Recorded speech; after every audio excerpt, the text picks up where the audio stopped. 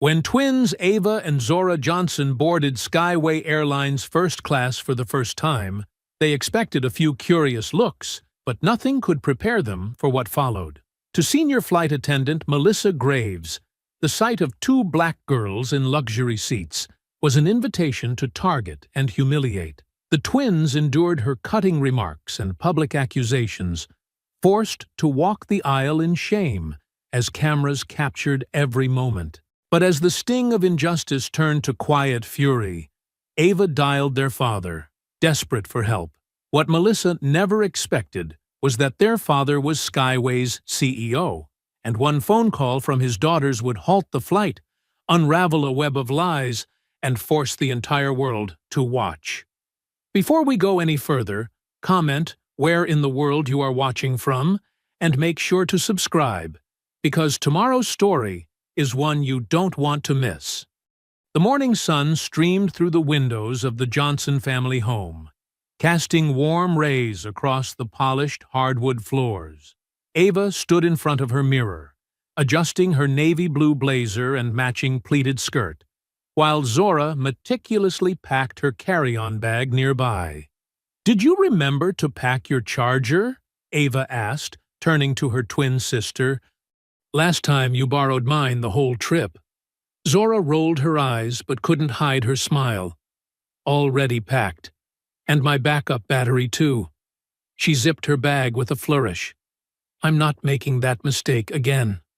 Their mother Nina appeared in the doorway, already dressed in her doctor's scrubs for her morning shift at the pediatric clinic.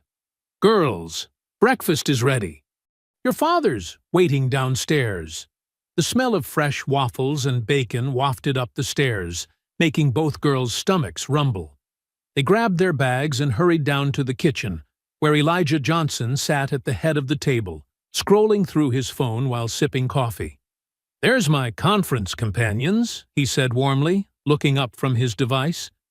He wore a crisp charcoal suit that matched his distinguished salt-and-pepper hair. "Ready for Seattle?" "More than ready," Ava declared, sliding into her seat and reaching for the syrup. "I can't wait to see the Space Needle."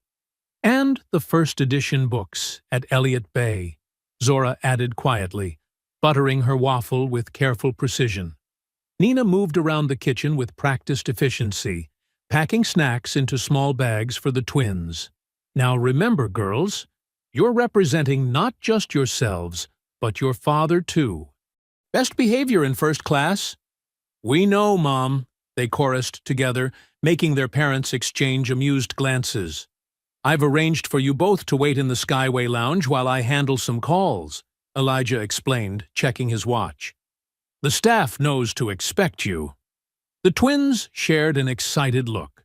The exclusive first-class lounge was a treat they'd only experienced once before, during last year's family trip to Paris.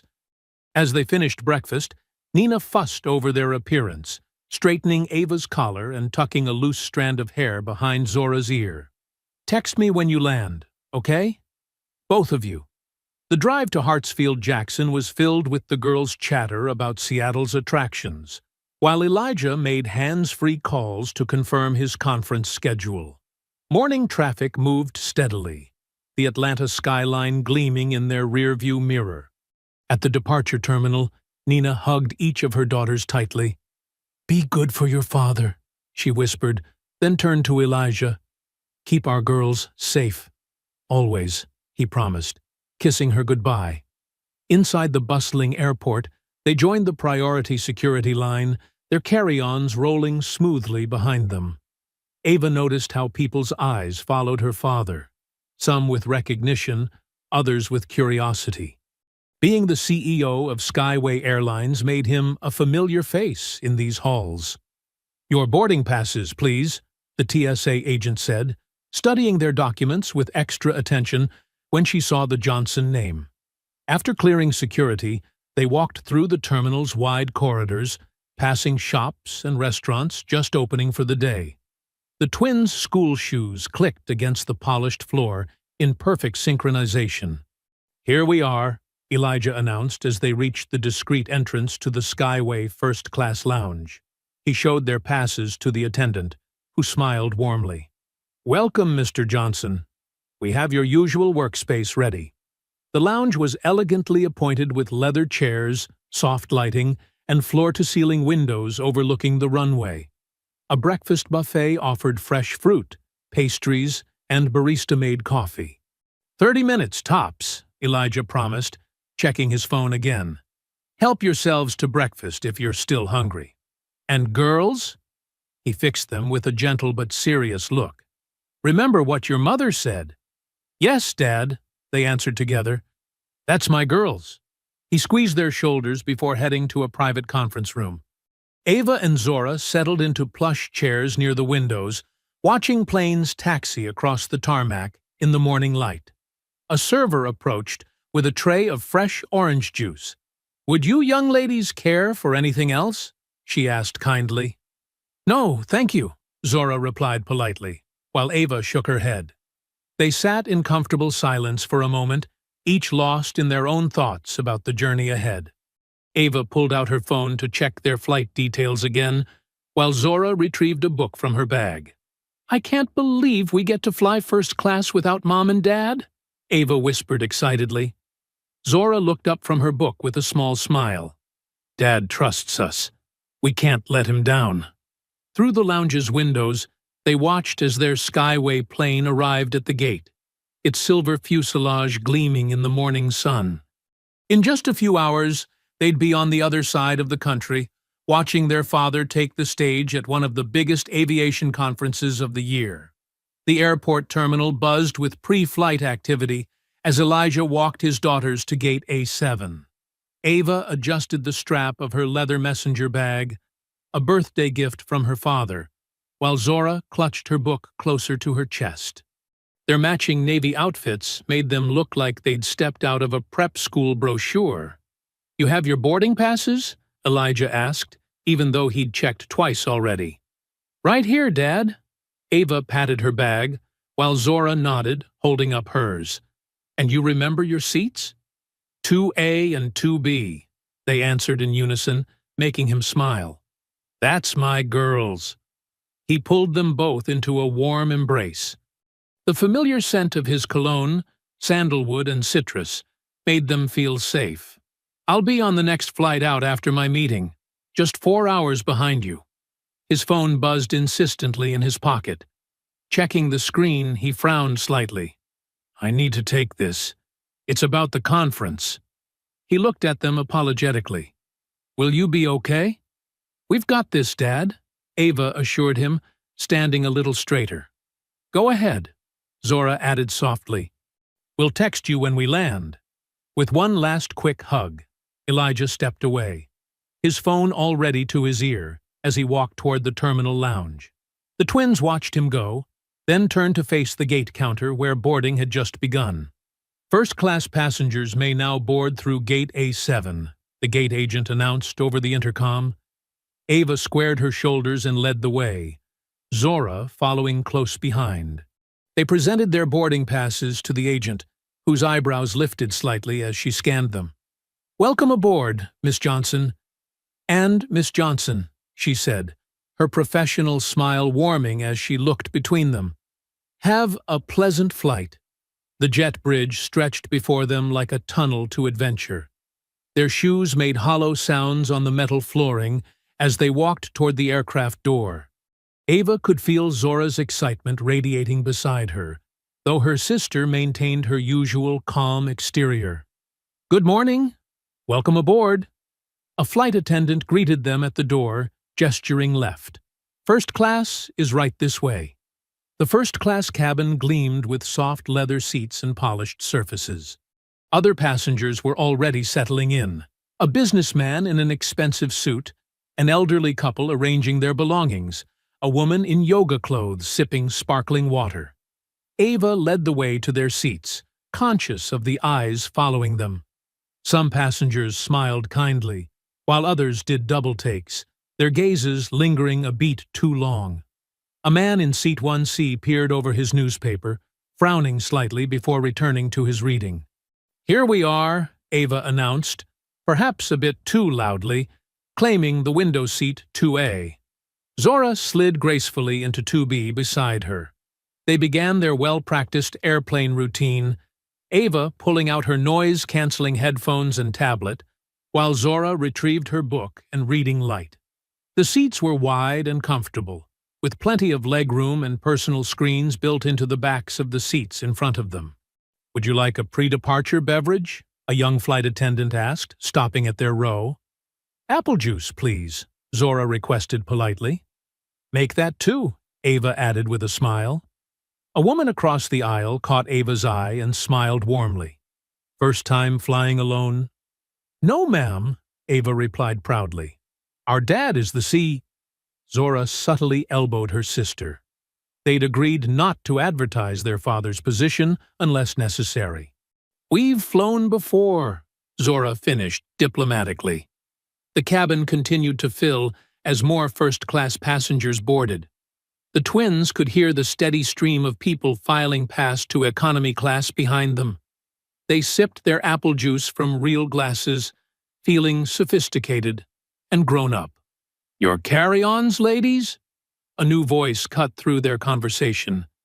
They looked up to find a senior flight attendant standing over them, her blonde hair pulled back severely from her face. Her name tag read Melissa Graves, and her lips were pressed into a thin line. "Under the seats in front of us," Ava answered, pointing to their properly stowed bags.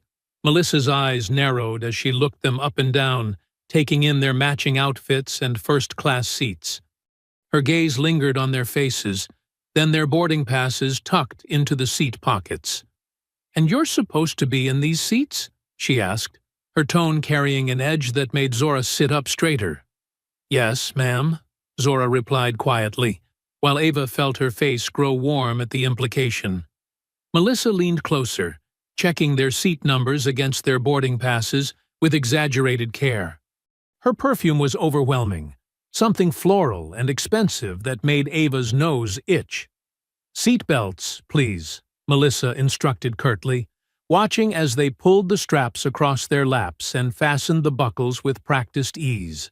Her eyes continued to sweep over them suspiciously, as if searching for some reason to challenge their presence in her first-class cabin. Ava and Zora had just settled back into their seats when Melissa's shadow fell over them again. The senior flight attendant loomed above, her presence more intimidating than before. "I need to see your boarding passes one more time," Melissa announced loudly, holding out her hand. Several passengers turned to watch the exchange. Zora reached for her pass, but Ava hesitated. "You already checked them," she said, trying to keep her voice steady. "Now!" Melissa demanded, snapping her fingers. The sharp sound made both girls jump. They pulled their boarding passes from their seat pockets and handed them over. Melissa made a show of examining each one, turning them over and holding them up to the light as if checking for counterfeits. "These are expensive seats," she said, her voice carrying clearly through the first-class cabin. "Are you sure these belong to you?" Ava felt her cheeks burning. "Yes, they're ours," she replied firmly, though her hands trembled slightly in her lap. "Really?" Melissa's eyebrows arched high. "Because these are premium first-class tickets. Do you understand how much these seats cost?" The businessman in 1C lowered his newspaper.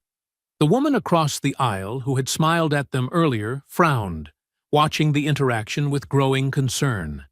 "Our father bought them for us," Zora explained quietly, her usual calm voice tight with tension. Melissa let out a short, skeptical laugh. "Your father? And what does your father do that he can afford such expensive tickets?" "He's—" Ava started, but Zora squeezed her hand in warning. They didn't want to play that card unless absolutely necessary. "Ma'am," Ava tried again, sitting up straighter. "We have valid tickets for these seats. You've checked them twice now." "Don't take that tone with me, young lady," Melissa snapped, her professional demeanor slipping. "I've worked these flights for 25 years, and I know when something isn't right." The elderly couple in row 3 exchanged uncomfortable glances.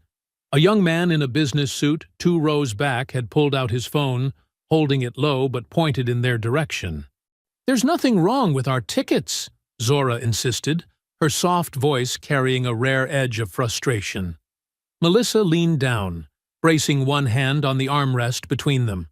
Her voice dropped to a harsh whisper, but still loud enough for nearby passengers to hear. Listen here. These seats are reserved for our premium customers, people who belong here. The emphasis she placed on belong made her meaning crystal clear. Ava's hands clenched into fists, while Zora's face remained carefully neutral, though her eyes glistened. We do belong here, Ava stated, her voice shaking with both anger and hurt. We have every right to be in these seats. Is there a problem here? The woman across the aisle asked, finally speaking up. Melissa straightened immediately, plastering on a fake smile. Just doing my job, ma'am. Ensuring everyone is in their proper place. Their tickets are valid, the woman pointed out. I saw you check them before. Protocol requires thorough verification, Melissa replied stiffly, especially in unusual circumstances. More passengers were watching now. Some looked uncomfortable, others concerned. A few were clearly recording with their phones. The twins sat rigid in their seats, feeling the weight of all those eyes on them. If you need to verify our tickets again, Zora said carefully, perhaps you could check with the gate agent who scanned them? Melissa's face flushed red. I don't need to be told how to do my job by a child, she hissed. She slapped their boarding passes down on their tray tables. This isn't over. She turned on her heel and stormed toward the galley, her shoes clicking sharply against the floor. The cabin remained unusually quiet in her wake, filled only with the sound of the aircraft's systems and muted whispers. Ava's hands were shaking as she picked up her boarding pass. Zora reached over and squeezed her sister's arm, offering silent support, even as she blinked back her own tears. Are you girls okay? The woman across the aisle asked softly. Ava nodded stiffly, not trusting her voice. Zora managed a quiet, yes, thank you. Around them, passengers exchanged knowing looks and whispered conversations.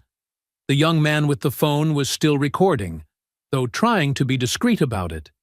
The elderly couple looked deeply troubled, the wife shaking her head in disapproval. The twins sat in uncomfortable silence, their earlier excitement completely deflated. Zora's book lay forgotten in her lap, while Ava's headphones remained untouched. They could feel the tension hanging in the air, thick and oppressive, as they waited to see what Melissa would do next. Maybe we should call Dad, Ava whispered to her sister. Not yet, Zora replied quietly. Let's wait and see if she comes back first. They sat straight-backed in their premium leather seats, no longer feeling sophisticated and grown up, but instead like unwanted intruders in a space where someone had decided they didn't belong. The cabin air felt thick with tension as Ava and Zora tried to push past their earlier confrontation with Melissa. They sat close together, shoulders touching, finding comfort in each other's presence as they always had. Remember that time Mom caught us switching places in 3rd grade? Ava whispered, attempting to lighten the mood. The memory brought a small smile to Zora's face. Mrs. Peterson didn't notice for 3 whole days, Zora replied softly, her fingers fidgeting with the hem of her sweater. Until you couldn't help correcting everyone's math problems. Hey, they were getting the answers wrong, Ava protested, keeping her voice low but playful. The familiar banter helped ease some of their anxiety.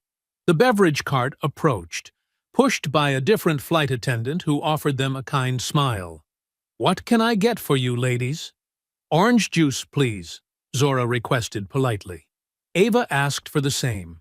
Their drinks arrived in real glasses, not the plastic cups used in economy. Zora held hers carefully, aware of Melissa's hawk-like stare from the galley. Her hands trembled slightly as she lifted the glass to her lips. These seats are so nice, Ava commented, trying to distract her sister. Way better than… The words cut off as Zora's glass wobbled. Time seemed to slow as the orange juice sloshed over the rim, splashing onto the cream-colored leather armrest and speckling the gray carpet below. "Oh no! Oh no!" Zora gasped, mortified. Her face flushed deep red as she frantically reached for the cocktail napkin under her glass. "Sorry, sorry, we'll clean it up," Ava said quickly, grabbing more napkins from her own drink. Both girls leaned down, dabbing at the spilled juice with desperate energy. The sharp click of heels against carpet announced Melissa's approach before her shadow fell over them. The twins froze, napkins clutched in their hands, as the flight attendant's presence loomed above them like a gathering storm. "This is first class, not a cafeteria," Melissa announced, her voice carrying clearly through the quiet cabin. Several passengers looked up from their tablets and magazines. "It was an accident," Ava explained, her words rushing out. "We'll make sure it's clean, we promise." Melissa's lips curled into a sneer as she surveyed the scene. "Clearly you're not used to seats like these." The contempt in her voice was unmistakable. A middle-aged man across the aisle extended his hand, offering additional napkins. "Here, let me help." "That won't be necessary," Melissa cut him off, swatting the napkins away without even looking at him. Her eyes remained fixed on the twins, cold and calculating. The girls continued blotting at the spill, their movements growing more frantic under Melissa's hostile scrutiny. The leather armrest was already clean, but they kept wiping, desperate to prove they could handle themselves properly in first class. "Stand up. Now!" Melissa's command cracked through the air like a whip. Before either girl could fully process what was happening, Melissa's hands shot out. Her fingers closed around Ava's collar, bunching the fabric tight against her throat. Her other hand clamped down on Zora's arm, fingernails digging through the sleeve of her sweater. "You don't belong here," Melissa hissed, her face inches from theirs. "I'll take you where you belong." With shocking strength, she yanked them to their feet. The twins stumbled, caught off balance by her aggressive grip. Ava's shoe caught on the seat leg, and she nearly fell, saved only by Melissa's cruel hold on her collar. "Move!" Melissa ordered, shoving them into the aisle. The twins staggered forward, their feet tangling as they tried to keep up with her harsh pace. The walk of shame began. Past the businessman who'd offered napkins, his face now turned away in discomfort. Past the elderly couple who'd witnessed the earlier confrontation, the wife's hand pressed against her mouth in shock. Past rows of strangers who either stared openly or suddenly found their magazines fascinating. Phone cameras appeared, recording their humiliation. The soft clicks and whirs seemed deafening in the uncomfortable silence. No one spoke. No one intervened. Melissa marched them through the curtain dividing first class from economy, her grip never loosening. The narrow aisle seemed endless as they stumbled past row after row of passengers, their faces burning with embarrassment and unshed tears. Finally, Melissa stopped at 2 empty seats near the back of the plane. With a rough shove, she pushed them toward the row. "Sit," she commanded, as if speaking to misbehaving dogs. The twins collapsed into the seats, Zora by the window, Ava in the middle, their shoulders pressed together as they huddled close, seeking comfort in each other's presence. The sting of injustice burned in their throats, threatening to spill over in hot tears they refused to let fall. Around them, economy passengers whispered and stared, some with sympathy, others with curiosity. The weight of their gazes felt suffocating. The girls sat rigid, chins lifted despite their trembling lips, fighting to maintain whatever dignity they could in the face of such blatant discrimination. Ava's hand shook as she pulled her phone from her pocket, her fingers fumbling with the screen. Tears blurred her vision, but she managed to find her father's number. Next to her, Zora's quiet sniffles broke her heart. "Dad!" Ava choked out when Elijah answered. Her voice cracked with emotion. "Dad, you need to come back. Please." "Sweetheart, what's wrong?" Elijah's warm, steady voice carried through the speaker. The concern in his tone made it harder for Ava to hold back her tears. The flight attendant, she grabbed us, Dad.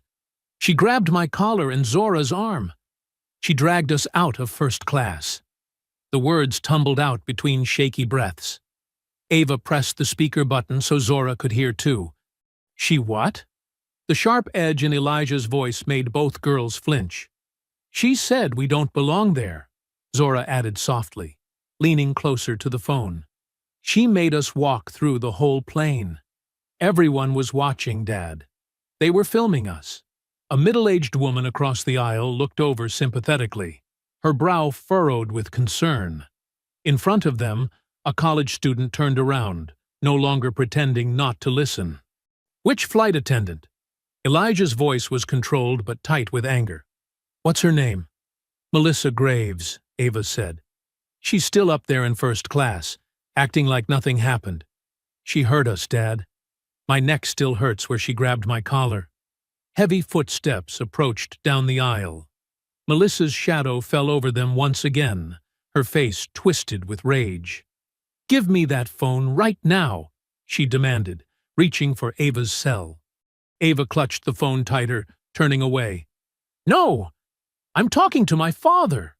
This is a violation of airline policy, Melissa snapped, trying to pry the phone from Ava's grip.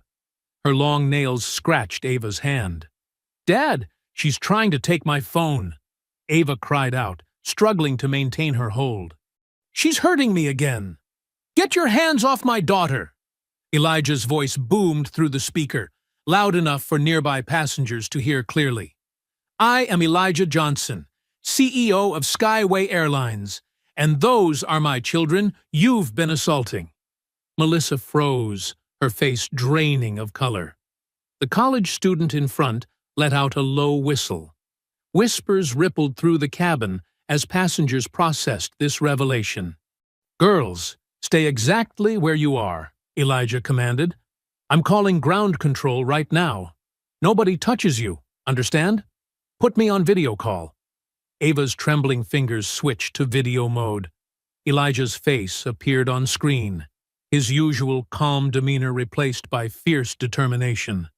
Melissa took an involuntary step back. I can see you, Ms. Graves, Elijah said coldly. Step away from my daughters immediately. Melissa retreated another step, her swagger evaporating. More passengers turned to watch the scene unfold, phones discreetly recording. Zora, honey, are you hurt? Elijah asked, his voice gentling when he addressed his daughters. My arm's sore where she grabbed me, Zora admitted. She rolled up her sleeve, revealing red marks where Melissa's fingers had dug in. Show me, Elijah instructed. Ava angled the phone so he could see the marks on Zora's arm, then the reddened skin around her own collar. The sympathetic woman across the aisle spoke up. I saw everything, sir. That flight attendant manhandled these girls. It was completely inappropriate. Thank you, ma'am, Elijah replied.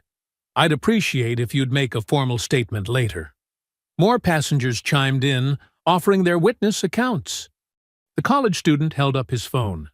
I got video of them being dragged through first class, sir. Happy to share it. Melissa backed further away, her composure crumbling as the situation spiraled beyond her control. She turned and hurried toward the front of the plane, disappearing behind the curtain. Girls, I've already contacted my assistant, Elijah assured them. Ground control has been notified. Just stay calm and keep me on the line. The twins huddled together, drawing strength from each other and their father's virtual presence. Around them, the atmosphere in the cabin had shifted. Passengers who had stayed silent during their humiliation now spoke in angry murmurs, sharing their recordings and discussing what they'd witnessed. This is your captain speaking. A voice crackled over the intercom, cutting through the tension. Due to a security incident, we will not be departing at this time. Please remain in your seats. Minutes later, heavy boots thundered up the jet bridge. 3 airport security officers boarded the plane, their presence commanding immediate attention. They conferred briefly with the flight crew, then made their way down the aisle toward the twins. "Miss Johnson? Miss Johnson." The lead officer addressed them professionally. "Your father sent us. Are you both all right?" Ava and Zora nodded, still clutching the phone showing Elijah's face. The officer spoke into his radio. "We have eyes on the minors. They appear shaken but unharmed. Requesting Ms. Graves be brought to the jet bridge for questioning." The second officer took statements from nearby passengers, while the third documented the marks on the girl's arm and collar. The entire cabin buzzed with activity and whispered conversations as the gravity of the situation became clear to everyone on board. Through it all, Elijah remained on video call, his steady presence a reminder that justice was coming. The twins held on to each other and their phone, watching as their father's authority transformed their humiliation into a moment of reckoning. The security officers stood protectively near the twins as a fourth officer appeared at the front of the plane. "Ms. Graves," he called out firmly, "please come with us." Melissa emerged from behind the first-class curtain, her face a mask of indignation. Her hands smoothed her uniform compulsively as she walked down the aisle, chin held high despite the stares of passengers. "This is ridiculous," she muttered, loud enough for everyone to hear. "I was just doing my job." "Ma'am, please proceed to the jet bridge," the lead officer instructed, his tone leaving no room for argument. As Melissa passed the twins' row, she shot them a cold glare. The security officer closest to the girls stepped forward, blocking her view. "Keep moving, ma'am." Passengers watched in tense silence as Melissa was escorted off the plane. The moment she disappeared through the door, the cabin erupted in hushed conversations. "Can you believe how she treated those girls?" a woman whispered to her seatmate. "I got the whole thing on video," another passenger said, holding up his phone. "Already sent it to my daughter. She works for a news station." The lead security officer turned to Ava and Zora. "Your father has requested you return to your original seats in first class. Would you like an escort?" The twins nodded, gathering their belongings. Elijah was still on video call, watching everything unfold. "I'll be there soon, girls," he assured them. "Officer, please stay with them until I arrive." As they walked back through the cabin, several passengers offered words of support. "You girls okay?" asked an elderly man in an Atlanta Braves cap. "Those were your seats, fair and square," added a businesswoman in a sharp suit. The college student who had filmed the incident gave them a thumbs up. "Don't let them get away with this." When they reached first class, scattered applause broke out. A flight attendant, not Melissa, rushed to help them settle in, her hands shaking slightly as she offered them water. "I'm so sorry about what happened," she whispered, glancing nervously at Elijah's face on the phone screen. "Ms. Graves, she doesn't speak for all of us." Ava and Zora sank into their original seats, still holding hands. Their father's face on the phone screen showed a mix of concern and determination. "Just a few more minutes, girls. I'm almost there." Around them, the first-class cabin buzzed with activity. Passengers tapped on their phones, sharing videos and posting about the incident. A man in a business suit cleared his throat and leaned toward the twins. "Excuse me," he said quietly. "I'm sorry I didn't speak up earlier. I saw what happened, and it was wrong. I've already emailed a complaint to Skyway's customer service." More passengers chimed in with similar apologies and support. The flight attendant brought extra pillows and blankets, hovering anxiously nearby as if trying to make up for her colleagues' behavior. Through the windows, they could see Melissa being escorted across the tarmac to a security vehicle. Several ground crew members stopped their work to watch. "Your dad's the CEO?" a young woman asked from across the aisle. "That flight attendant really messed up." Zora managed a small smile. "Yeah, he is. Look at this," the woman said, turning her phone screen toward them. "It's already trending on Twitter." Hard Skyway racism. Ava and Zora exchanged glances but said nothing. Their father had taught them about handling public attention with grace. They could hear his voice in their heads. Sometimes your silence speaks louder than words. The cabin crew huddled near the galley, throwing nervous glances toward the twins. The captain emerged from the cockpit, his face grave as he spoke quietly with the lead flight attendant. As the minutes stretched into hours, the twins' flight remained grounded at the gate due to the ongoing investigation and security incident. Outside, the Atlanta afternoon sun faded to early evening. Then, to the twins' shock, a ripple of movement caught their attention. Elijah Johnson strode onto the plane, having raced back from his meeting when he heard what happened. "Daddy!" both girls called out, their composure finally breaking. Elijah reached them in 3 long strides, gathering both daughters into his arms. "I'm here now," he murmured, holding them close. "You're safe." The cabin fell silent as passengers watched the reunion. Elijah's face, so familiar from news coverage and company materials, was now etched with parental concern and barely contained anger. He turned to address the flight crew, his voice carrying clearly through the quiet cabin. "I'm Elijah Johnson, CEO of Skyway Airlines. I trust everyone here understands the gravity of what occurred today." The captain stepped forward, extending his hand. "Mr. Johnson, sir. We're preparing an incident report now." "Good," Elijah replied, his tone measured but firm. "Because this will be handled at the highest level. No passenger on any Skyway flight should ever experience what my daughters endured today." Phones continued to buzz throughout the cabin as news of the incident spread. The twins could see passengers sharing videos, posting updates, and making calls. Their private humiliation had become a public story, one that would soon reach far beyond this single flight. The security officer who had stayed with them approached Elijah. "Sir, we'll need statements from your daughters when you're ready. And there are reporters gathering in the terminal."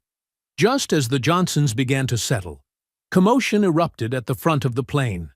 Melissa Graves marched back on board, flanked by a man in a Skyway management uniform and another security guard. Her face was flushed with anger, but there was a triumphant gleam in her eyes. "There they are!" Melissa pointed dramatically at the twins. "Those are the girls who threatened me and tried to steal from other passengers." Ava and Zora stiffened in their seats. Elijah's arm tightened protectively around them. "That's a lie!" Ava burst out, her voice shaking with disbelief. The supervisor, whose name tag read Mr. Parker, held up his hand. "Everyone needs to remain calm. We have a serious situation here." 2 other flight attendants emerged from the galley, nodding vigorously at Melissa's accusations. "They were extremely aggressive," said one, a thin woman with pinched features. "I saw them refusing to follow crew instructions." The other attendant chimed in. "They were disrupting the whole cabin. Very threatening behavior." Passengers exchanged confused looks. The man who had filmed earlier stood up. "That's not what happened at all. I have video." "Sir, please remain seated," Mr. Parker cut him off. "This is now an internal airline matter." Elijah rose slowly to his full height, his expression carefully controlled. "As CEO of this airline, I believe this is very much my concern." "Mr. Johnson," Parker said, his tone condescending, "given your personal involvement, I must ask you to step back. We'll need to conduct a thorough investigation. The flight will be delayed until we sort this out." More security officers entered the plane. The cabin buzzed with tension as passengers pulled out phones again, recording the new confrontation. "My daughters were assaulted," Elijah said quietly, but his voice carried. "There are dozens of witnesses." Melissa stepped forward, her voice rising hysterically. "They tried to steal a passenger's laptop, and when I confronted them, they became violent." "That never happened," Zora protested, tears welling in her eyes. "You're making things up." The businessman who had apologized earlier stood up. I was sitting right here the whole time. Those girls never left their seats until you dragged them out. Sir, please, Parker said dismissively. We'll need official statements from everyone. The security officers began moving through the cabin, collecting passenger accounts. Some spoke up immediately, defending the twins.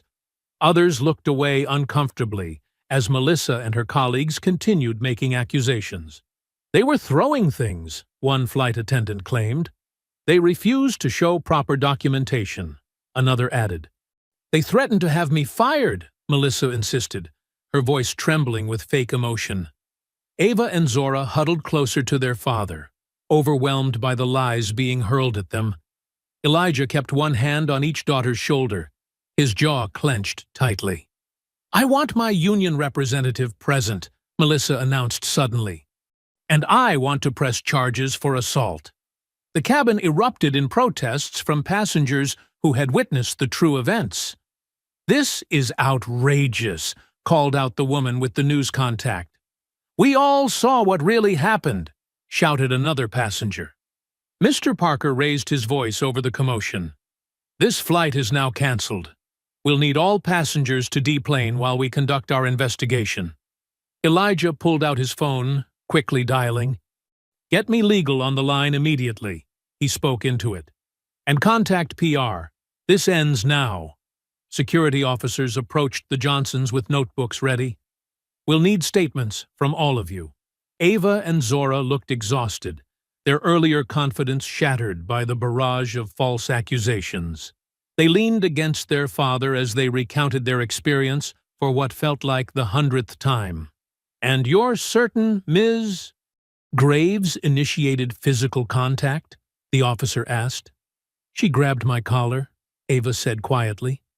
It still hurts. She pulled both of us out of our seats, Zora added. We never touched her. Through the windows, they could see news vans arriving at the terminal. Passengers being escorted off the plane held their phones high, still recording. Melissa stood with her group near the front, whispering urgently with Parker, and occasionally pointing at the Johnsons. Her earlier hysteria had calmed into something more calculated. Mr. Johnson, a security supervisor, approached them. We'll need to continue this discussion inside the terminal. Elijah nodded, helping his daughters gather their belongings. Stay close to me, he murmured to them. As they moved toward the exit, passengers called out words of support. We've got your backs, girls. Don't let them twist this around. We know the truth. The family emerged onto the jet bridge to find it lined with people holding up phones and cameras. News crews waited at the gate, their lights already blazing. Ava and Zora pressed closer to their father, overwhelmed by the attention. Elijah's face remained stoic, but his hands were gentle as he guided his daughters through the chaos. This way, please. A security officer directed them toward a side door, away from the growing media presence. Behind them, they could hear Melissa's voice rising again, playing to the cameras. I was just doing my job. I'm the victim here. The twins exchanged a weary look. Their quiet morning flight had turned into a nightmare, and from the growing crowd at the gate, they knew it was far from over. The fluorescent lights of the airport lounge cast harsh shadows as security escorted the Johnson family through a maze of corridors. Camera flashes burst through the glass walls, and reporters pressed against the windows, their mouths moving in silent questions. Elijah positioned himself between his daughters and the growing media circus. Ava clutched her phone, scrolling through social media with trembling fingers. Dad, she whispered, her voice cracking. Look at what they're saying about us. Zora leaned over to read the screen. Breaking news alerts splashed across multiple platforms. Disruption at Atlanta Airport, unruly passengers delay flight, and Skyway Airlines reports safety incident with minors. Don't read that stuff, Elijah said firmly, trying to take the phone. But Ava pulled away, her eyes wide with horror. They're calling us criminals, she protested. The airline just posted a statement saying we were a safety risk to other passengers. A PR representative from Skyway, Amanda Chen, approached them with a tight smile. Mr. Johnson, we need to discuss the official response. The media is requesting comments. My daughters were assaulted by your employee, Elijah stated, his voice carrying across the lounge. Several passengers from the flight, waiting nearby, nodded in agreement. Amanda lowered her voice. Sir, the situation is more complex than that. We have multiple crew statements indicating aggressive behavior. You mean the lies Melissa and her friends made up? Zora interrupted, wiping angry tears from her eyes. More cameras appeared at the windows. Security guards tried to block the view, but reporters kept finding angles to film through. Those are serious allegations, Amanda continued, her professional demeanor slipping slightly. Ms. Graves is a senior crew member with an exemplary record. The company has to protect... Protect who? Elijah cut in. The racist flight attendant who manhandled my children, or the 14-year-old girls she assaulted? A news broadcast playing on the lounge TV caught their attention. The anchor's voice filled the space. Skyway Airlines reports that 2 young passengers caused a significant disruption this morning, leading to flight delays. Sources say the individuals became confrontational when questioned about their first-class tickets. Ava made a small, hurt sound. Elijah pulled both girls closer, his jaw tight with anger. That's not what happened, called out the businessman from the flight. He had followed them into the lounge. I saw the whole thing. That flight attendant was completely out of line. Other passengers joined in, voices rising in support of the twins. I've got video of what really happened. Those girls didn't do anything wrong. Amanda's phone buzzed constantly. She glanced at the screen, her expression growing more stressed. Mr. Johnson, the board is requesting an immediate conference call. They're concerned about the public relations impact. The impact of racism in my airline? They should be concerned, Elijah responded coldly. More Skyway executives filtered into the lounge, their faces grave. They huddled with Amanda, throwing worried glances at the Johnson family. Zora's phone chimed with a news alert. Dad, look! They're interviewing Melissa outside. On the screen, Melissa Graves stood before a forest of microphones, dabbing at her eyes with a tissue. I was terrified, she sniffled. They became so aggressive when I simply asked to verify their tickets. I've never experienced anything like it in my 20 years of service. That's not true, Ava shouted at the screen. She's lying. She's lying about everything. Security approached again. Mr. Johnson, we need to move your family. The media presence is becoming disruptive. Through the windows, they could see more news vans arriving. Reporters pressed against the glass, shouting questions. Mr. Johnson, did your daughters assault the flight attendant? Is it true they tried to steal from other passengers? Why were they traveling without supervision? Elijah's phone erupted with notifications. The board of directors was demanding an emergency meeting. The PR department sent urgent messages about damage control. News outlets from across the country requested statements. Sir, Amanda tried again, the company has to address this situation.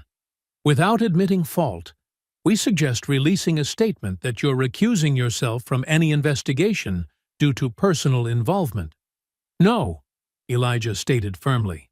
I will not stand aside while my children are slandered. The board feels... I don't care what the board feels. I care about justice for my daughters. Security finally cleared a path through a service corridor. As they walked toward the parking garage, Elijah's phone continued its relentless buzzing. Messages from the board grew more demanding. Control this situation immediately. PR nightmare developing. Need damage control strategy now.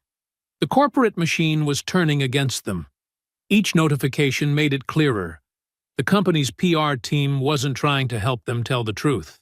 They were actively working to bury it. In the parking garage, away from the cameras at last, Ava and Zora slumped against their father. The morning's excitement about their trip had been replaced by exhaustion and hurt. "Dad?" Zora asked quietly. "What happens now?" Before Elijah could answer, his phone lit up with another call from the board chairman. The screen displayed an urgent message. "Either handle this the right way, or we will." The Johnson family's kitchen, usually filled with warmth and laughter, felt heavy with tension that evening. Nina had prepared comfort food, mac and cheese, collard greens, and fried chicken, but nobody felt much like eating. The twins sat close together at the dinner table, shoulders touching, as they recounted the morning's events. "She grabbed me right here," Ava said, touching her collar, "like I was some kind of criminal. And when she pulled us up," Zora added, rubbing her arm where Melissa had gripped her, "she didn't care that everyone was watching. She wanted them to see us being humiliated." Nina reached across the table, squeezing both girls' hands. "My babies," she whispered, her voice thick with emotion. "I'm so sorry this happened to you." Elijah sat at the head of the table, his laptop open, scrolling through social media posts about the incident. His face grew darker with each click. "The videos are disappearing," he muttered. "3 different passengers told me they posted footage, but I can't find them anymore." He tapped furiously at his keyboard. "Someone's working overtime to scrub this clean." Ava's phone buzzed. She glanced at it, then quickly turned it face down. "What is it?" Nina asked. "Nothing," Ava mumbled, but Zora reached for the phone. "Show them," she insisted. "They need to know what people are saying." Reluctantly, Ava handed her phone to her parents. Messages from classmates filled the screen. Some were supportive. "OMG, girl, are you okay? That flight attendant was totally racist." But others were cruel. "Maybe you should have stayed in your place," and "First class is too good for your kind anyway." Nina's hand shook as she set the phone down. "I'm calling the school first thing tomorrow." "It won't help," Zora said quietly. "They never do anything about it." Elijah's phone rang. Another board member calling. He silenced it without looking, his attention fixed on his daughters. "Tell me everything again," he said. "Every detail matters." The twins took turns describing the morning's events. How excited they'd been to fly first class. How Melissa had appeared immediately suspicious. The way her voice changed when she spoke to them, dripping with contempt. She kept saying, "These seats are expensive, like we must have stolen the tickets," Ava recalled, pushing her untouched mac and cheese around her plate. "And when she grabbed us," Zora continued, "she whispered, 'I'll put you where you belong.' Like we were animals or something." Nina stood abruptly, pacing the kitchen. "I should have been there," she said. "I should have gone with you." "No," Elijah said firmly. "This isn't about what we should have done differently. This is about what they did wrong." His phone buzzed again. This time, the name made him pause. Marcus Thompson, his longtime mentor and the man who'd helped him climb the corporate ladder at Skyway. "I need to take this," Elijah said, stepping into his home office. "Elijah," Marcus's familiar voice was grave. "Things are moving fast up here. The board is meeting right now." "Good. They need to address this immediately." "Not the way you're hoping, son." Marcus sighed heavily. "They're preparing to suspend you." Elijah's grip tightened on the phone. "Suspend me? For what?" "They're calling it a conflict of interest, saying you can't be objective about an internal investigation involving your own children." "This isn't about objectivity," Elijah growled. "This is about right and wrong." "I know that. But they're worried about the optics. The stock's already dropping. Melissa Graves has powerful friends in the company, and her story is gaining traction." Through the office door, Elijah could see his family at the dinner table. Nina had her arms around both girls, their heads resting on her shoulders. His daughters, bright, beautiful, innocent, branded as troublemakers, for the crime of existing in the wrong space. Listen to me carefully, Marcus continued. If you back off now, let the PR team handle this their way. You can protect your position. Fight this battle another day, when you're stronger. Elijah watched Ava wipe fresh tears from her eyes as she showed her mother another cruel message on her phone. He saw Zora's shoulders shake with silent sobs. "No," he said quietly, but with steel in his voice. "I won't back down. Not this time. Elijah, I've spent my whole career walking the line, Marcus. Being careful, not making waves. But what message would I be sending my daughters if I let this go? What kind of father would I be? The kind who can still provide for them, still make changes from the inside." "No," Elijah repeated, stronger now. "I'm going to fight this. I'm going to protect my girls and my position. The board wants a war? They've got one." He ended the call and returned to the kitchen table, pulling his chair closer to his family. Nina looked up, reading his expression. "Bad news?" she asked. "Nothing we can't handle together," he replied, reaching for both twins' hands. "We're going to fight this, girls, all of us, and we're going to win."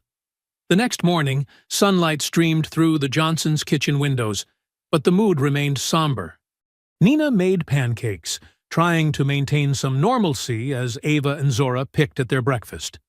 Elijah sat reviewing emails on his tablet, his coffee growing cold beside him.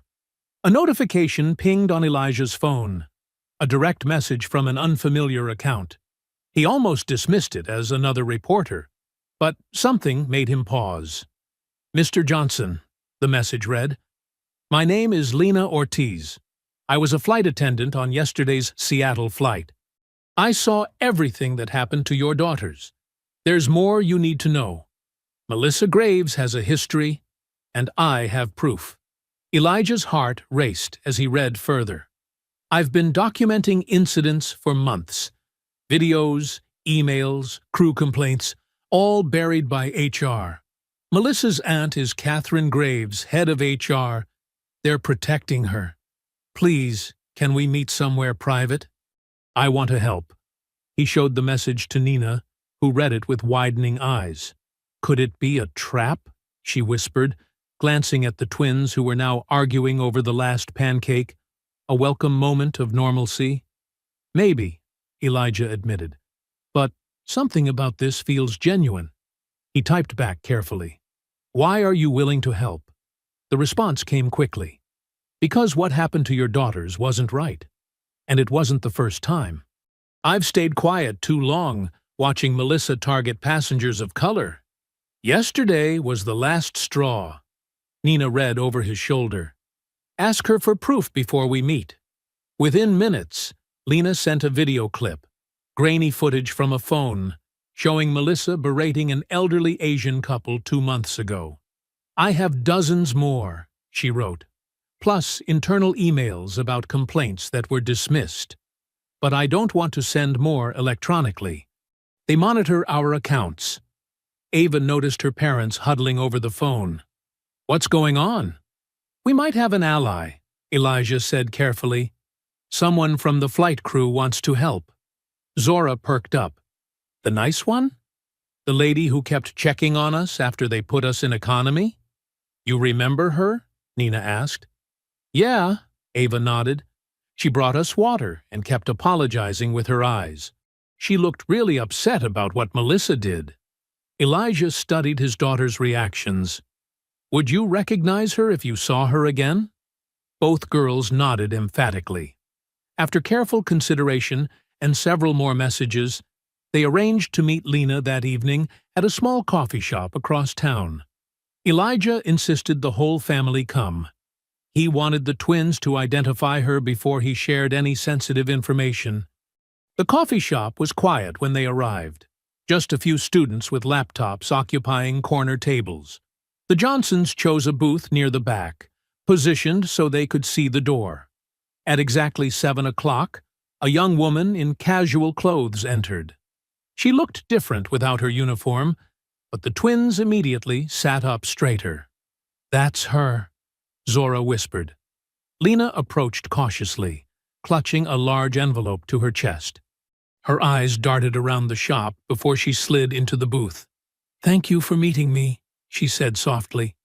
"I'm so sorry about yesterday. I should have spoken up sooner." "You're speaking up now," Elijah replied. "That's what matters." Lena placed the envelope on the table, keeping her hand on it. "I need you to understand the risk. If they find out I'm doing this, I'll lose my job. Maybe worse." "We can protect you," Nina assured her. "Elijah has resources." "No," Lena interrupted. "I don't want protection. I want this to stop." She turned to the twins. "What happened to you? I've seen it before. Too many times." She opened the envelope carefully, spreading out documents and flash drives. 6 months of documentation. Videos from crew areas where Melissa thought no one was watching. Emails between her and HR about passenger incidents, always involving people of color. Complaint forms that mysteriously disappeared from the system. The family leaned forward, examining the evidence. Elijah's hands shook as he read through emails showing clear collusion between Melissa and her aunt to bury complaints. "How did you get all this?" he asked. "I'm good with computers," Lena said simply. "And Melissa's not careful when she thinks she's among friends. She doesn't see me as a threat." A bitter smile crossed her face. "She calls me the help when she thinks I can't hear." Ava reached across the table, squeezing Lena's hand. "You're really brave." Lena squeezed back, her eyes glistening. "No, what you girls did was brave. Standing your ground, calling your father. That took courage. I'm just trying to make it right." "This is exactly what we needed," Elijah said, carefully returning the documents to the envelope. "But are you sure about this? Really sure? Once we use this evidence, there's no going back." "I'm sure," Lena nodded firmly. "I'll testify if I have to. Whatever it takes." The twins exchanged glances, hope brightening their faces for the first time since the incident. Nina reached for her husband's hand under the table, squeezing it supportively. "We won't let your courage go to waste," Elijah promised Lena. "Together, we're going to make sure this never happens to another family." Back at the Johnson house, the dining room table became their command center. Laptops glowed in the dim light as midnight approached. Pizza boxes and empty coffee cups littered the edges of the table, evidence of their hours of work. "Look at this email thread," Lena said, pointing to her screen. "Melissa complained about a Nigerian family in first class last month. Said they were disrupting the premium experience, but the passenger feedback forms showed they were quiet and polite." Elijah leaned in, scanning the exchange. "And her aunt buried the counter-complaints?" "Every time." Lena pulled up another document. "Catherine has a system. She marks discrimination complaints as customer service issues and buries them in bureaucracy until people give up." Nina organized printed documents into folders, color-coding them by incident type. "The pattern is clear, but we need to release this carefully. They'll try to discredit Lena immediately." "I've thought about that," Lena said, pulling out her phone. "I have contacts in the Flight Attendants Union. They've been collecting their own evidence of discrimination. If we coordinate..." Ava and Zora sat cross-legged on the couch nearby, their own laptops balanced on their knees. They'd been quiet for the past hour, focused intently on their screens. "Dad," Ava called out, "remember that civil rights lawyer who helped Cousin Marcus last year? She's online right now. Should I message her?" Elijah nodded. "Good thinking. Send her everything we have. But mark it confidential." Zora looked up from her laptop. "I found 3 other passengers from yesterday's flight posting about what happened. They have videos, too." "Ask if they'll share them privately first," Nina cautioned. "We need to control how this comes out." The twins worked together, reaching out to supporters through their social media networks. Their fingers flew across keyboards as they crafted careful messages, building a digital army, one contact at a time. "My youth activism group is ready to help," Zora said. "They can spread the story once we go public." "Same with my debate club," Ava added. "They're all fired up about it." Lena watched the twins with admiration. "You two are amazing at this. I was so worried about speaking up, but seeing you fight back, it gave me courage." The girls beamed at her. In just hours, Lena had become more than an ally. She was family. Around 2 in the morning, Elijah's phone buzzed. "The civil rights lawyers are on board," he announced. "They're drawing up statements now. And they've contacted their media connections." Nina yawned but kept working. "Good.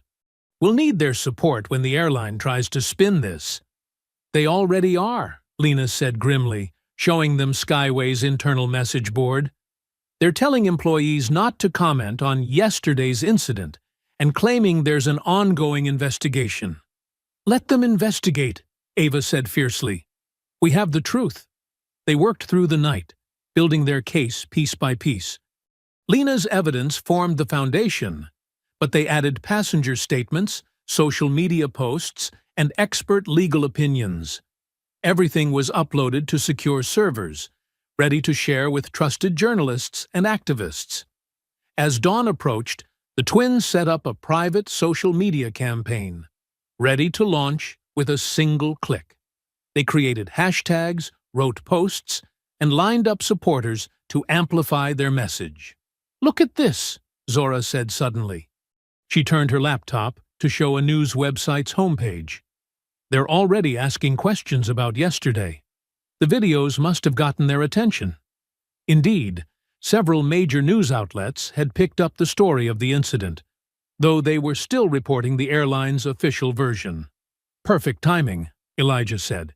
He checked his watch. 5:30 a.m. Eastern Time. "Wall Street opens in 4 hours. Ready?" Everyone nodded. They had prepared statements, evidence packages, and media contacts. Nina handed out fresh cups of coffee, while Lena double-checked their secure uploads. "Remember," Elijah said, looking at each face around the table, "once we start this, there's no going back.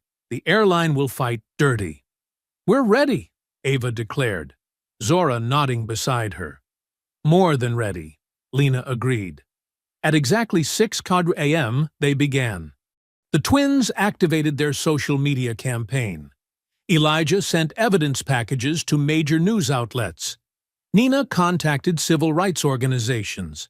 Lena reached out to her union contacts.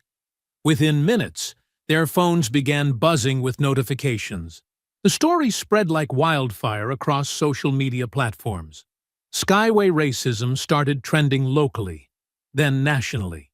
By 7 a.m., the first major news website published a detailed exposé featuring Lena's evidence and the twins' story. Other outlets quickly followed.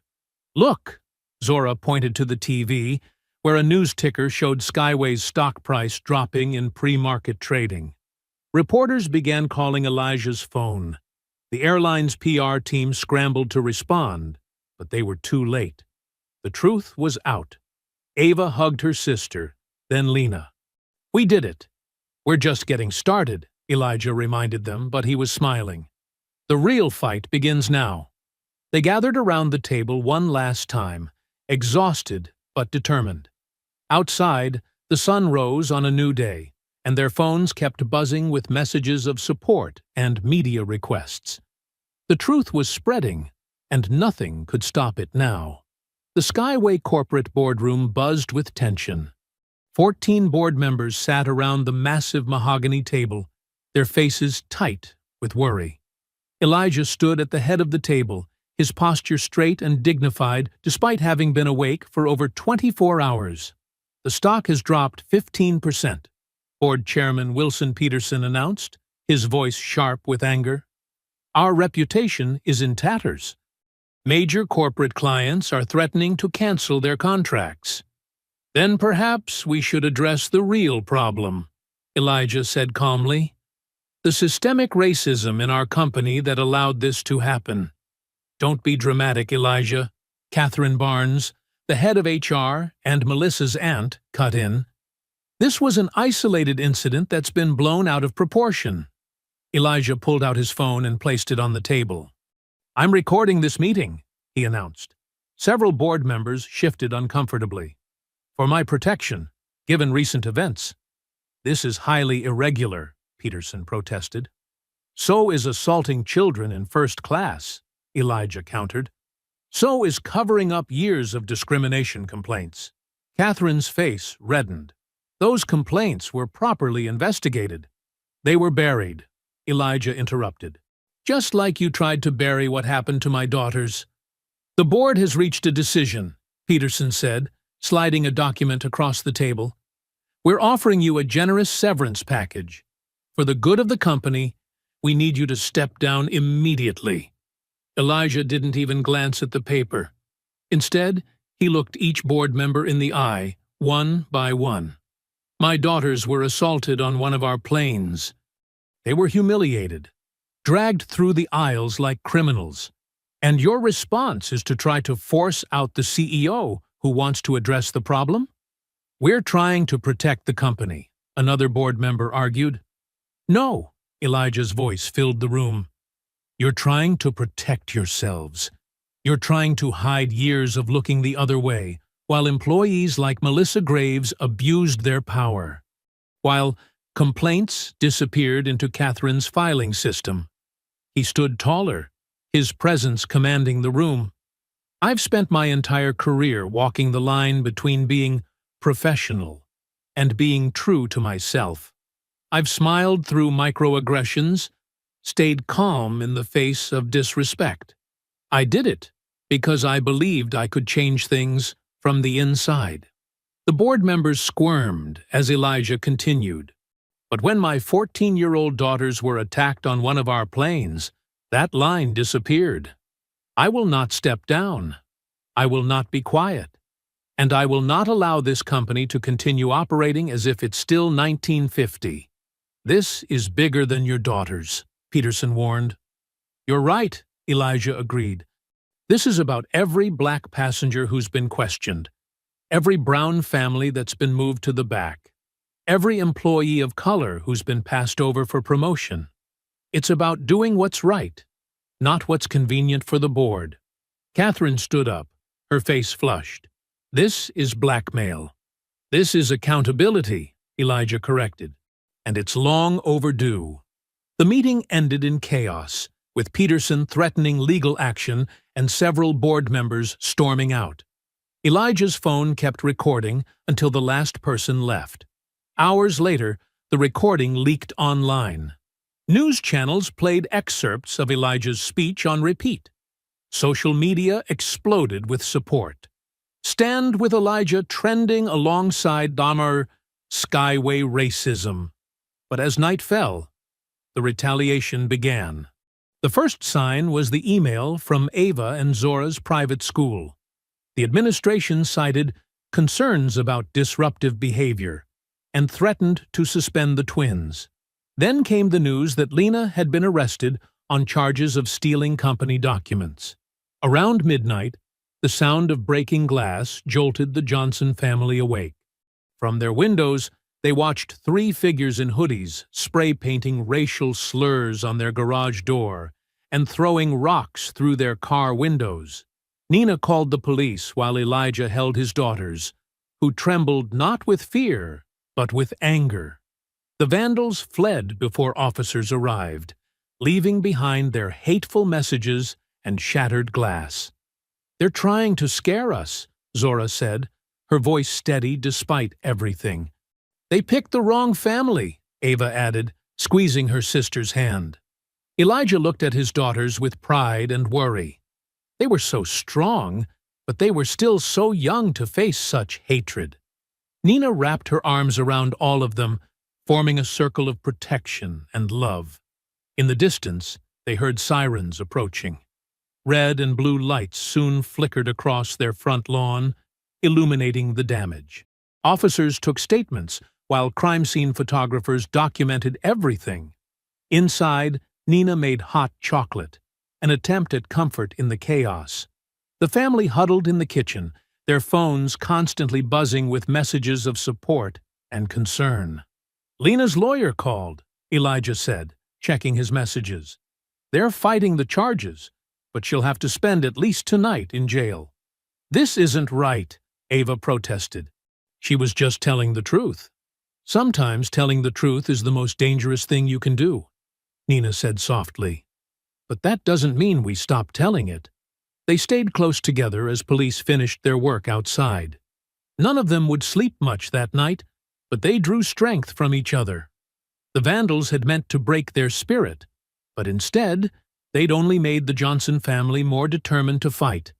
The morning after the vandalism, Grandmother Loretta Johnson arrived at the house like a force of nature. Her silver hair was wrapped in a neat bun, and she carried 2 large canvas bags filled with home-cooked food and old photo albums. "They think they can scare us?" she announced, stepping over broken glass in the foyer. "My father marched with Dr. King. We don't scare easy in this family." Ava and Zora sat at the kitchen table, their shoulders slumped. Their phones lay dark and silent. Their social media accounts had been suspended after mass reporting by trolls. Lena was still in jail, and their father was in emergency meetings with lawyers. "I feel so helpless," Zora whispered, pushing her untouched breakfast around her plate. "Everything we tried just made things worse," Ava added, her voice cracking. "Now Lena's in jail, and we might get kicked out of school." Grandmother Loretta set down her bags and pulled up a chair. "Let me tell you something about fighting for justice," she said, taking each girl's hand. "The people in power, they always push back hardest, right before they fall. Your grandfather used to say that's how you know you're winning, when they start playing dirty." Nina brought coffee for Loretta and hot chocolate for the girls. "Mom, I'm worried about the threats," she admitted. "Maybe we should send the girls to stay with my sister for a while." "Running won't solve this," Loretta said firmly. She opened one of her bags and pulled out a stack of old photos. "Look here. This is your father when he was your age, standing up to his own school board when they tried to shut down the Black Student Union." The twins leaned in, studying the yellowed newspaper clipping. Young Elijah stood at a podium, looking determined despite his braces and oversized glasses. "What happened?" Zora asked. "He won," Loretta smiled, "because he had evidence, and he wasn't afraid to use it." Suddenly, Ava sat up straighter. "Evidence? Grandma, will you help me look for something? I had an old phone that I stopped using last month when I got my new one." "The pink one?" Zora perked up. "With the cracked screen?" "Yes," Ava jumped up. "I recorded everything on that phone, and I never connected it to the cloud or anything. The hackers couldn't have touched it." The next hour was a whirlwind of activity. The family turned Ava's room upside down, searching through drawers and boxes. Nina found old report cards. Zora discovered long-lost hair ribbons, and Loretta unearthed 3 missing socks. "Here!" Ava finally shouted, pulling the old phone from inside a boots box under her bed. "Please, please, let it still work." They all held their breath as Ava pressed the power button.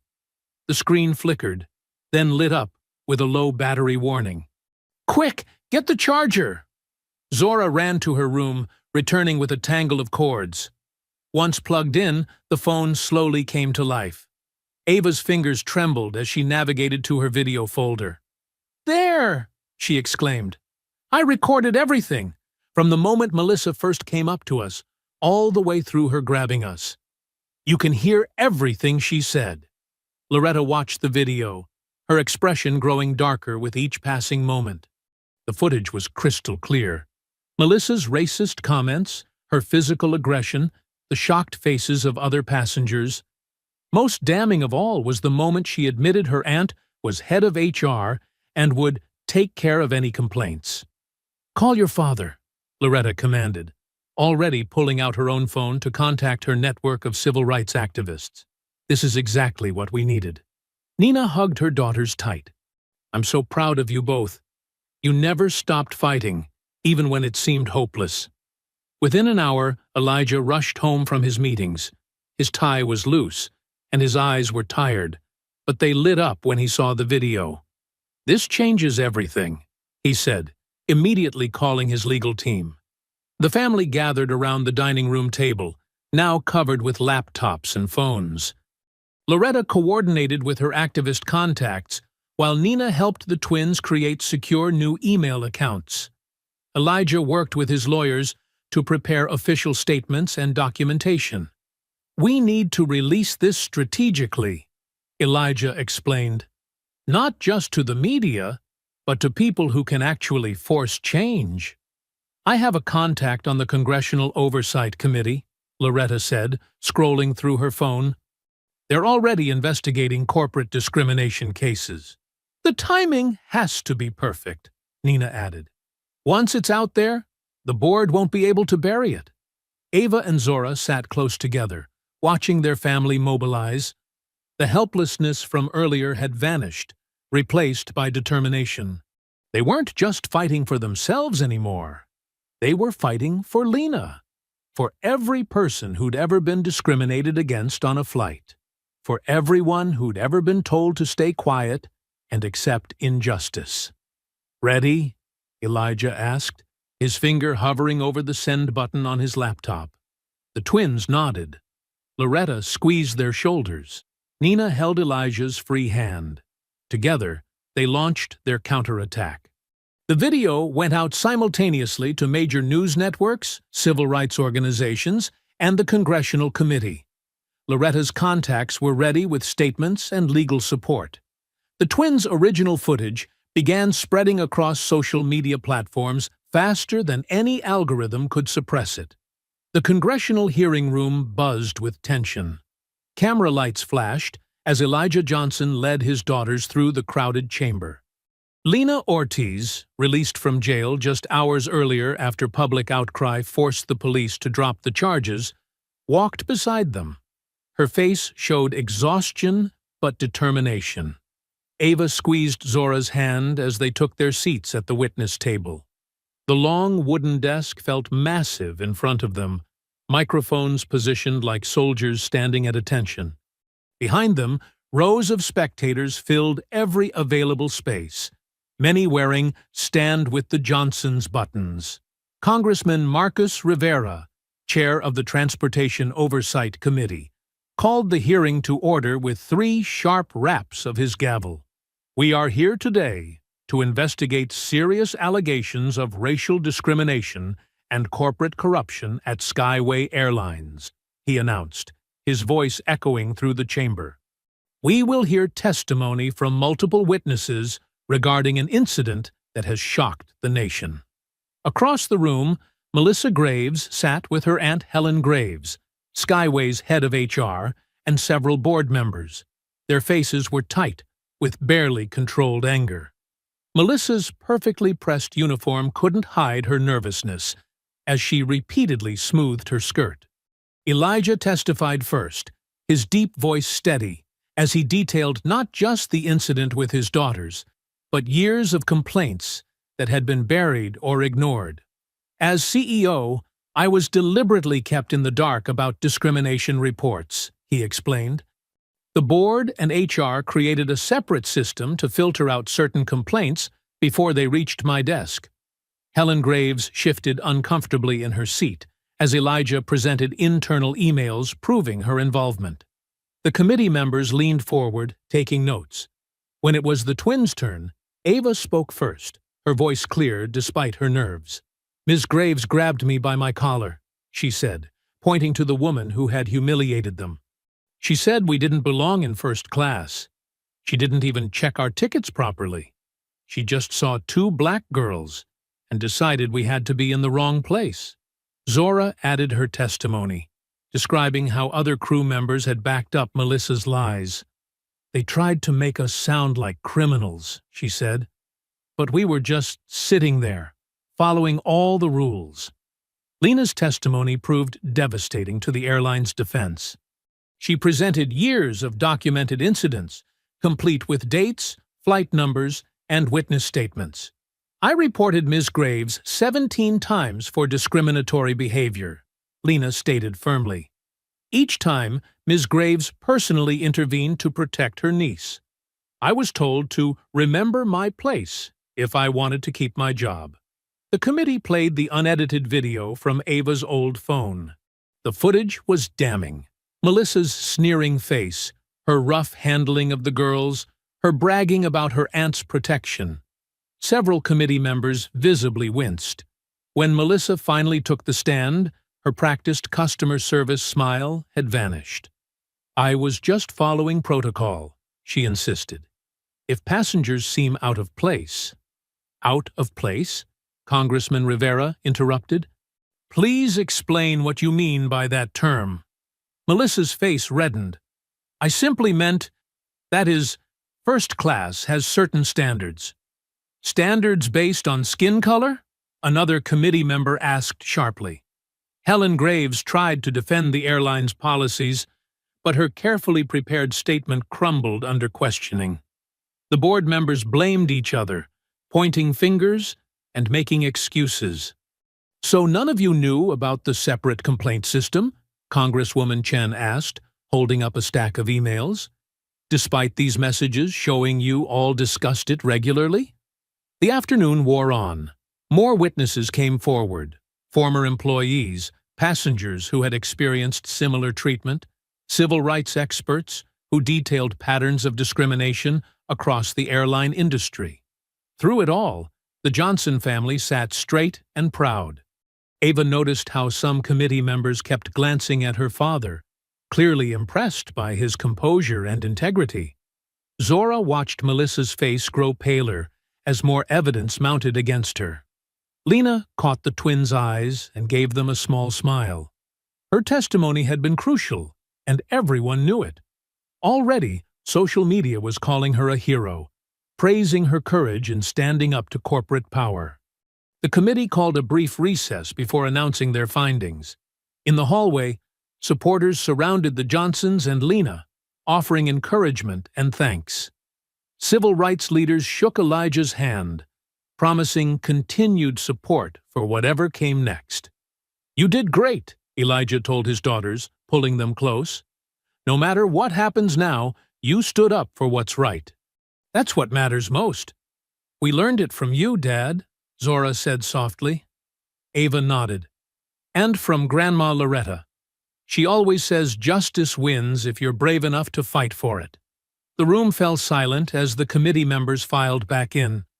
Congressman Rivera adjusted his microphone, his expression grave but determined. Congressman Rivera's voice filled the hushed chamber. "Based on the overwhelming evidence presented today, this committee finds clear and systemic discrimination at Skyway Airlines. We are recommending immediate action." He detailed the consequences. Melissa Graves and Helen Graves were to be terminated immediately. Criminal charges would be filed for discrimination, witness intimidation, and conspiracy. The entire board would be removed and replaced. "Furthermore," Rivera continued, "we strongly recommend that Elijah Johnson remain as CEO, with expanded authority to implement comprehensive anti-discrimination reforms across the company." The room erupted in applause. Ava and Zora hugged each other tight, tears streaming down their faces. Lena smiled broadly, exhaustion forgotten in the moment of victory. Weeks later, the Johnson family walked through Hartsfield-Jackson Atlanta International Airport, heads held high. The same terminal that had witnessed their humiliation now felt different, transformed by justice and vindication. Airport staff stopped to greet Elijah, some offering quiet thanks for the changes already taking place. Under his leadership, Skyway had implemented mandatory anti-bias training, created a transparent complaint system, and established a diversity council with real power. "Mr. Johnson," called out a young black flight attendant trainee, "thank you for making it possible for people like me to have a real future here." Ava and Zora had become minor celebrities in their own right. Just yesterday, they'd received an award from the Youth Civil Rights Coalition for their courage in standing up to discrimination. Their speech about believing in yourself and fighting for justice had gone viral. "Look," Zora whispered to Ava, pointing to a new poster on the terminal wall. It showed diverse faces of Skyway employees and passengers with the tagline, "Everyone belongs in these skies." "Remember when we were scared to even walk through here?"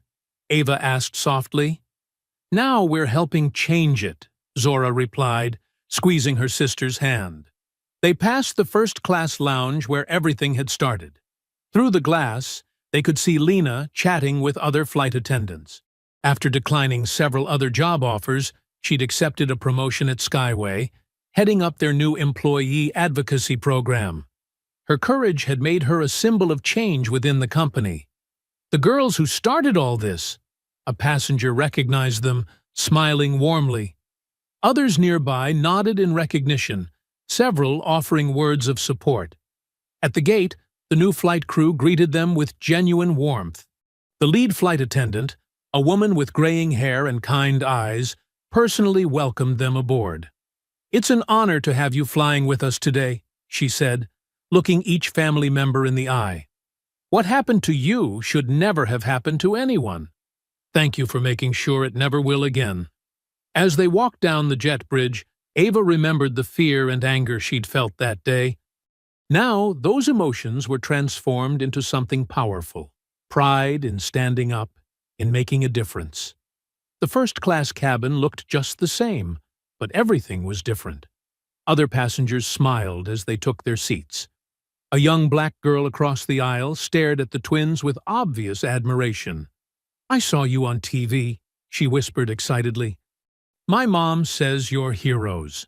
Elijah settled into his seat, watching his daughters chat with their young fan. His phone buzzed with updates about Skyway's latest initiatives: a scholarship program for underprivileged youth interested in aviation, a partnership with civil rights organizations, new hiring policies already increasing diversity in management. The flight attendants moved through their safety demonstration, then prepared for takeoff. Through the window, Ava and Zora could see ground crew giving them thumbs up. "Remember what Grandma Loretta always says?" Zora asked, buckling her seatbelt. "Justice isn't just about winning," Ava quoted. "It's about making sure the win changes things for everyone who comes after." The engines hummed to life. Outside their window, the Atlanta tarmac began to move as the plane pushed back from the gate. Ava and Zora clasped hands, just as they had through the darkest moments of their fight.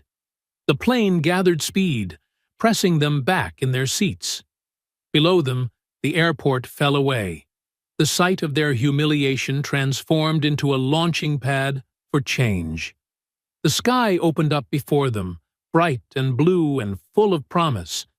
In their first-class seats, earned and defended, the Johnson family soared upward together. Their victory hadn't just changed an airline, it had shown others how to stand up, speak out, and fight for justice. As the plane climbed higher, Ava and Zora watched Atlanta disappear beneath the clouds, their intertwined fingers a testament to the strength they'd found in each other, in their family, and in doing what was right. I hope you enjoyed that story. Please share it with your friends and subscribe so that you do not miss out on the next one. In the meantime, I have handpicked 2 stories for you that I think you will enjoy. Have a great day.